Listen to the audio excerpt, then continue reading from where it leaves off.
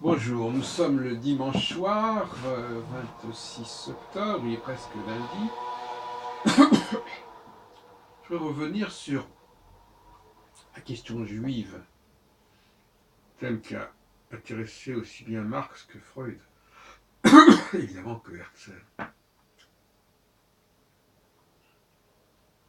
Je crois qu'il y a un certain nombre d'erreurs à ne pas commettre, dont j'ai déjà parlé d'ailleurs, mais pas directement. Vous savez que j'attache beaucoup d'importance aux emprunts. Ce qui veut dire que lorsque quelqu'un affiche un savoir, affiche une croyance,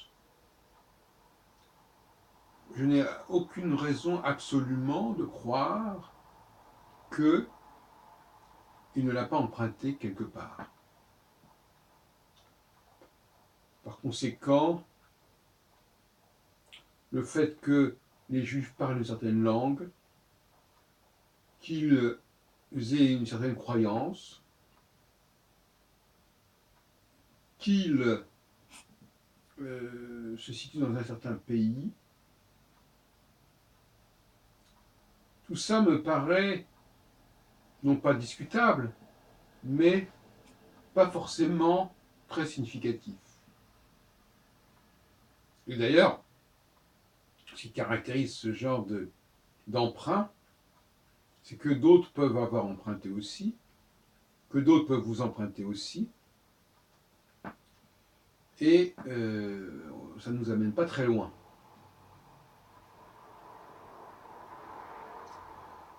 C'est un peu l'histoire du réverbère, vous savez.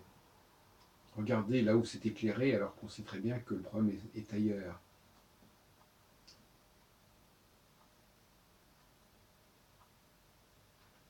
Marx commet la même erreur, commet ce genre d'erreur. Marx, plutôt Freud, pardon. Lorsqu'il bâtit sa thèse Moïse et le monothéisme sur cette question du monothéisme, justement. C'est pas comme ça, à mon avis, qu'il faut travailler. Je l'ai déjà dit d'ailleurs. C'est vrai aussi pour les femmes. C'est la même épistémologie. L'humanité est faite de gens qui peuvent se copier facilement. Je peux répéter ce que dit quelqu'un d'autre. Donc, ce que je dis ne m'appartient pas. Ou du moins, il y a des chances que ça ne m'appartienne pas. Donc, définir la personne par ce qu'elle dit, pour moi, c'est une plaisanterie. Définir une personne par ses déclarations, une plaisanterie. Juger une personne intelligente par ses déclarations, c'est une plaisanterie.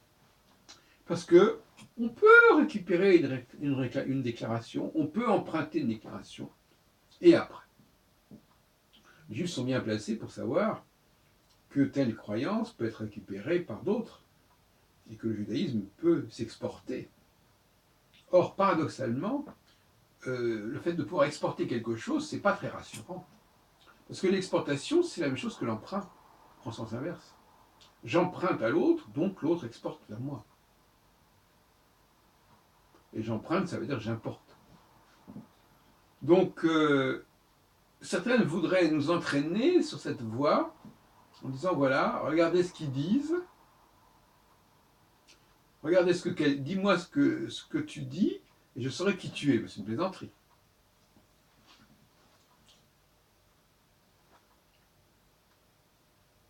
Il faut travailler sur des choses plus solides que ça.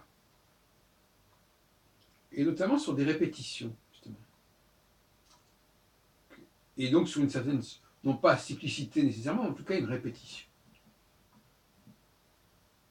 Or, force est de constater, et d'ailleurs Freud aurait pu le constater à son époque, puisqu'il est mort bien après Herzl,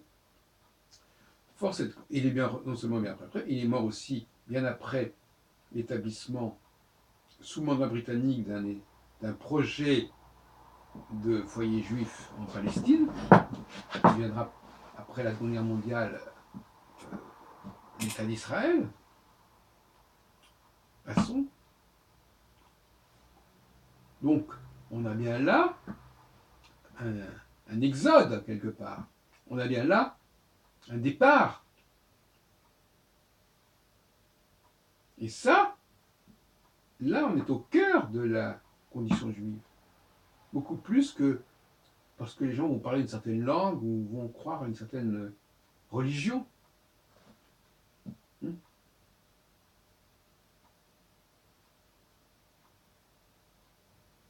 Le retour, le recommencement, c'est significatif. Parce que ça demande de repartir, ça demande une nouvelle genèse. Ce n'est pas seulement des paroles, ce sont des actes. Et en ce sens-là, Herzl, quand il encourage, quand il engage les Juifs à partir, jusqu'à un certain point, peut-être pas tous d'ailleurs, surtout les Juifs de l'Est, enfin bon, c'est notre sujet. Vous connaissez la fameuse plaisanterie, un sioniste, c'est quelqu'un qui envoie un personnage avec l'argent d'un troisième. Mais Herzl va réenclencher cette idée du départ. Mais en fin de compte, quand on regarde l'histoire des Juifs, ils sont constamment partis ailleurs. L'expulsion d'Espagne, qu'est-ce que c'est? Sinon, quelque part, le départ des Juifs vers l'Orient. D'où leur accueil, notamment en Turquie, en Empire turc. Donc, en permanence, il y a eu ce processus comme ça de partir, d'aller ailleurs, de transplanter l'acquis sous d'autres latitudes. D'où le judéo-espagnol, d'où le judéo-arabe, d'où le judéo-allemand, le yiddish. J'en ai déjà parlé.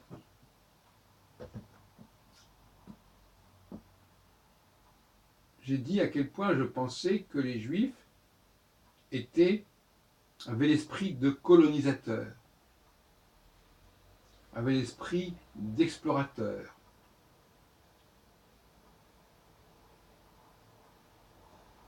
Qu'on retrouve d'ailleurs dans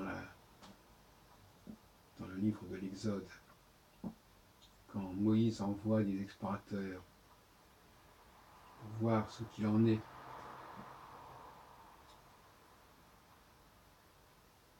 Et j'ai dit aussi, dans un précédent texte, ou une précédente vidéo, j'ai dit que, effectivement,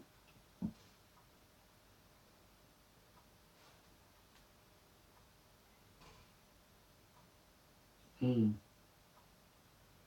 envoie comme ça, on envoie, on missionne vers l'extérieur, et cela va créer une mentalité nouvelle. Ça va générer chez les Juifs une capacité à aller de l'avant, à aller vers l'avant-garde, à être une tête de pont. C'est comme ça que se serait forgé l'esprit juif. Je préfère parler de l'esprit juif que de parler de la religion juive ou de la langue juive. Je n'ai rien à faire de quelle religion, de quelle langue parlaient les Juifs, à quelle religion ils croyaient, ça m'est complètement indifférent. Et ça ne me paraît même pas éclairé.